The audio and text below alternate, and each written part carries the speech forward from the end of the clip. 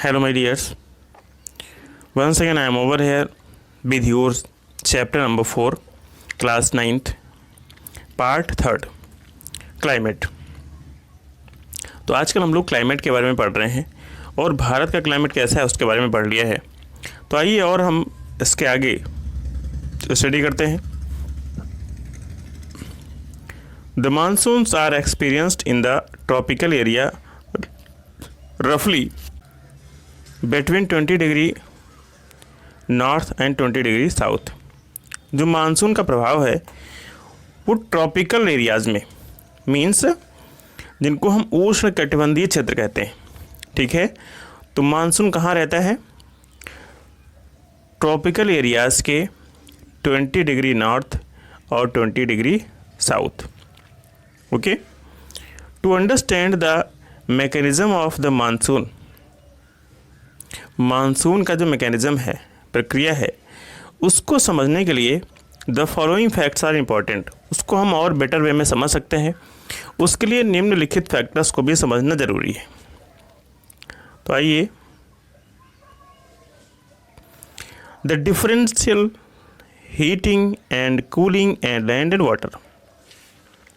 Okay, the differential heating and cooling of land and water creates low pressure on the landmass of India while the seas around experience comparatively high pressure। ठीक है, ज़मीन के तापमान में और oceans के तापमान में डिफरेंस का होना एक रीज़न है मानसून क्रिएशन होने के लिए।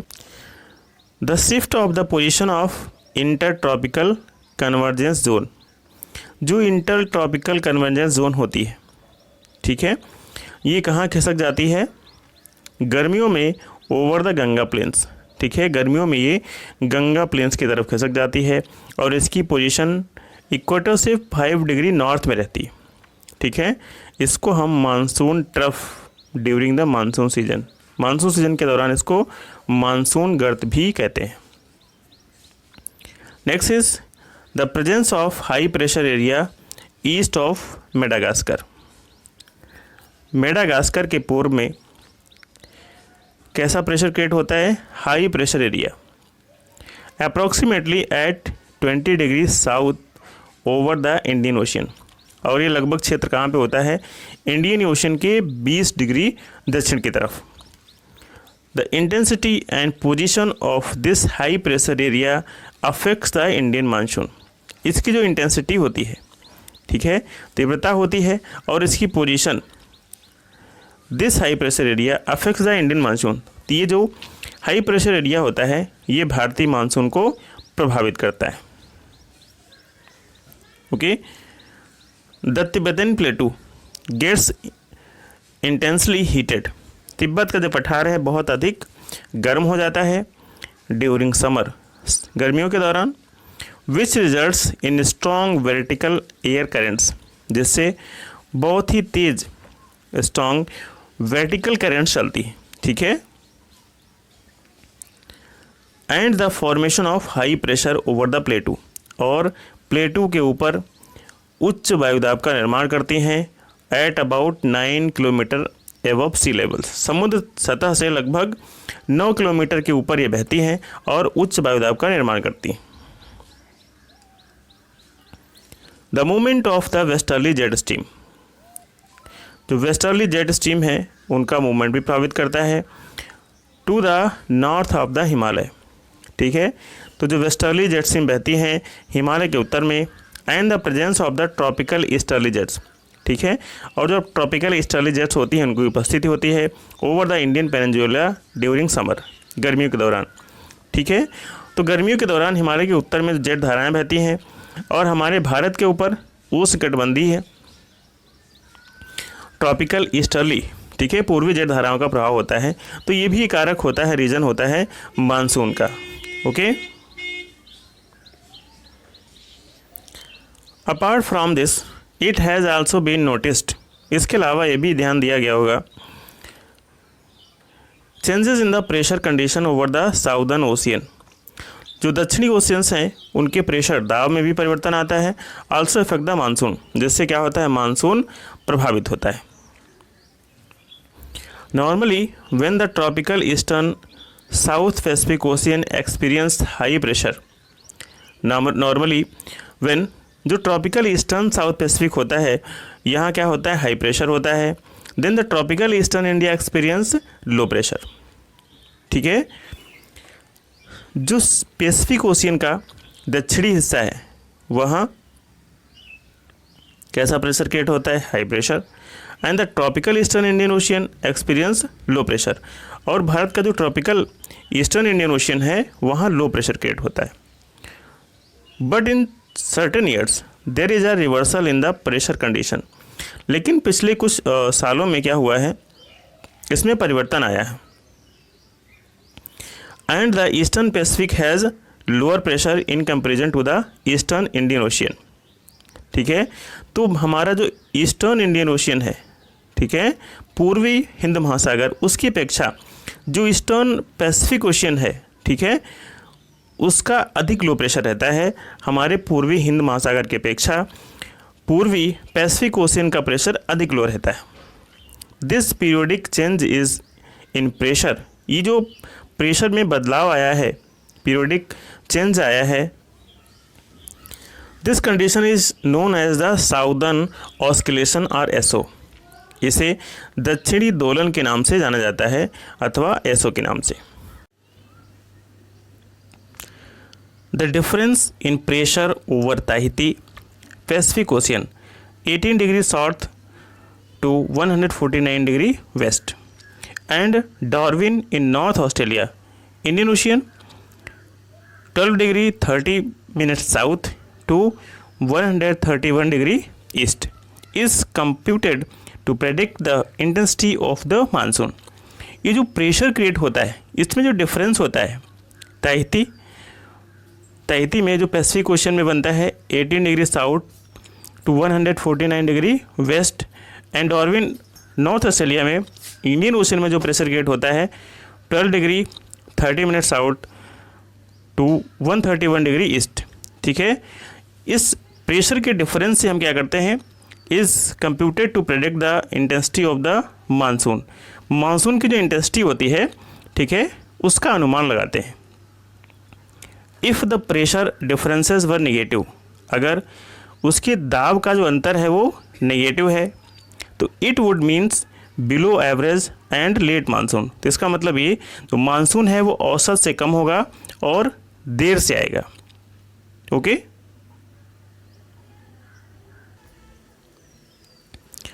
A feature connected with the ESO is the El Nino।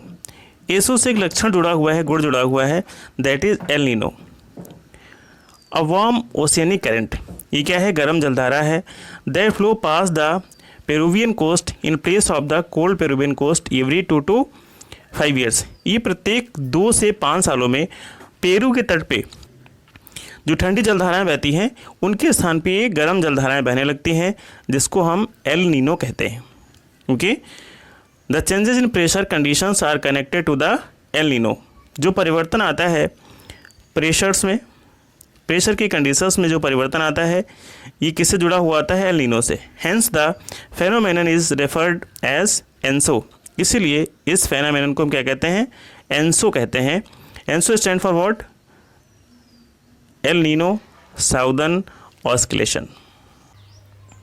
L Nino है क्या, this is the name given to the periodic development of warm oceanic currents. एक नाम है जो पीरियोडिक डेवलपमेंट होता है गर्म समुद्री जलधाराओं में along the coast of Peru, Peru के तट के सहारे, as a temporary replacement of the cold Peruvian currents.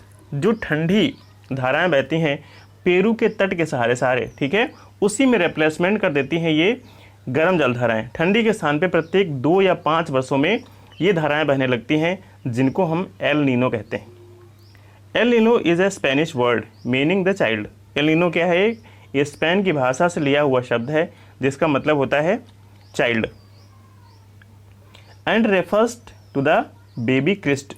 ठीक है, और किसको इंगित करता है, ये बेबी क्राइस्ट को इंगित करता है। As this current start flowing during Christmas, क्यों, क्योंकि जो ये धारा है ये कब बहना शुरू होती है, क्रिसमस के दौरान। ठीक है, तो इसीलिए शब्द लिया गया है El Nino. The presence of the El Nino leads to an increase in sea surface temperature and weakening of the trade winds in regions. The onset of the monsoon and withdrawal, monsoon का आना और जाना. The monsoon, unlike the trades, are not steady winds.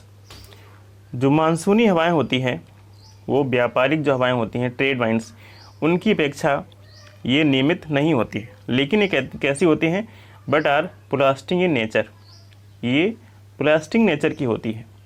Affected by different atmospheric condition encountered by it on its way over the warm tropical seas. जब ये गर्म tropical seize के ऊपर से गुजरती हैं तो ये अलग अलग एटमॉस्फेरिक कंडीशन से प्रभावित होती हैं. The duration of the monsoon is between 100 to 120 days from early June to mid September. जो मानसून होता है इसका कार्यकाल 100 से 120 डेज होता है और ये कब से शुरू होता है, अर्ली जून से लेके मिड सितंबर तक रहता है. Around the time of its arrival the normal rainfall increases suddenly. जब मानसून आता है तो जो नॉर्मल वर्षा होती है वो अचानक से उसमें वृद्धि हो जाती है, हैवी हो जाती है. And continuous constantly for several days, और कई दिनों तक निरंतर हैवी वर्षा होती रहती है. This is known as the burst of the monsoon. इसको मानसून का विस्फोट भी कहा जाता है. And can be distinguish from the pre monsoon showers. The monsoon arrives at the southern tip of the Indian peninsula generally by the first week of June. Monsoon सबसे पहले कहाँ आता है, जो हमारा भारत है उसके साउदर्न टिप पे आता है, इंडियन पेनिनसुला के साउदर्न टिप पे आता है by the first week of June, June के प्रथम सप्ताह तक. सब्सिक्वेंटली इट डिवाइड इनटू 2, और बाद में किस में बढ़ जाता है, 2 भागों में बढ़ जाता है. The Arabian C branch and the bay of Bengal branch. ठीक है, हमारे भारत में दो साइड से मानसून आता है, पूर्व और पश्चिम. In west Arabian C and in east Bay of Bengal. The Arabian C branch reaches Mumbai about 10 days later and approximately the 10th of June. अरब सागरी मानसून की जो शाखा है वो कहाँ पहुँच जाती है, मुंबई पहुँच जाती है लगभग आने की 10 दिनों के बाद, means near about 10th of June. This is Fairlie rapid advance. ठीक है, ये बहुत ही एडवांस होती है, तेज़ होती है. The bay of Bengal branch also advance rapidly, और जो बे ऑफ बंगाल की ब्रांच होती है वो भी एडवांस होती है. And arrives in Assam in the first week of June. तो ये आसाम तक जून के पहले सप्ताह तक पहुंच जाती है. The lofty mountains causes the monsoon winds to deflect toward the west. जो ऊंची ऊंची पहाड़ियां हैं ये मानसूनी हवाओं को किधर धकेल देते हैं, टुवर्ड्स द वेस्ट, पश्चिम की तरफ.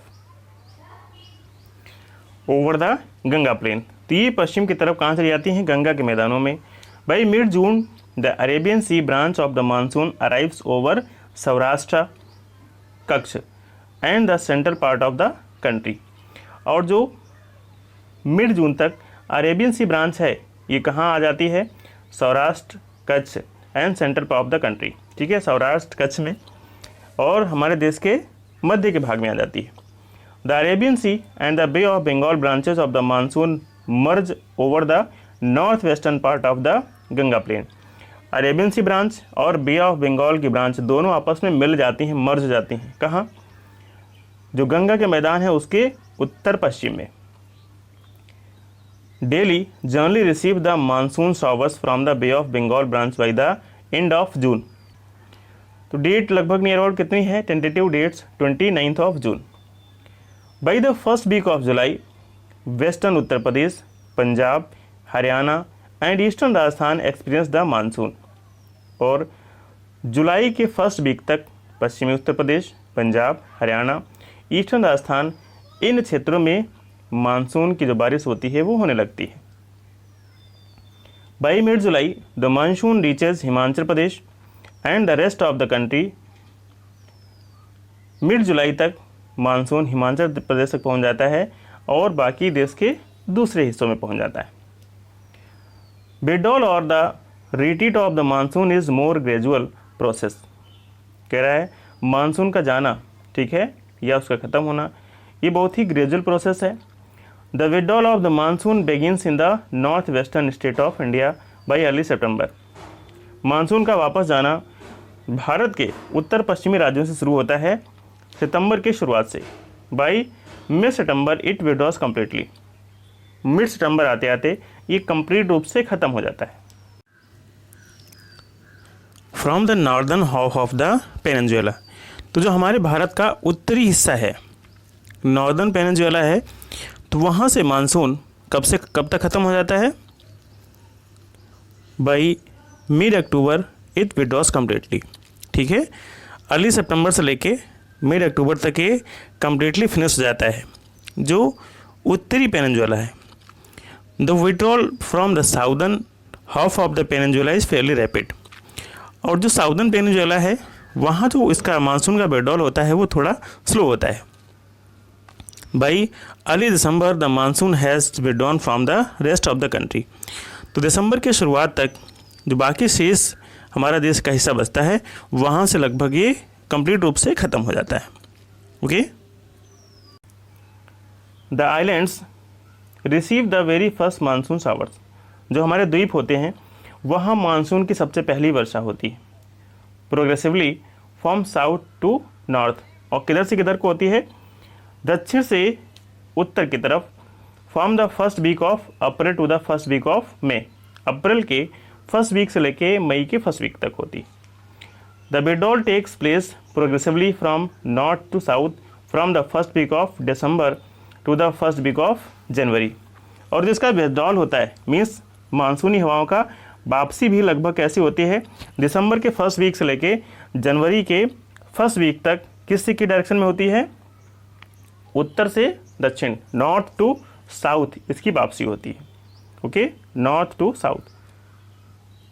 By this time the rest of the country is already under the influence of the winter monsoon, और इस समय तक शेष का देश का जो दूसरा भाग शेष हिस्सा बचता है वहाँ सर्दियाँ पड़ने लगती हैं, वो सर्दियों से अफेक्ट हो जाता है। ओके।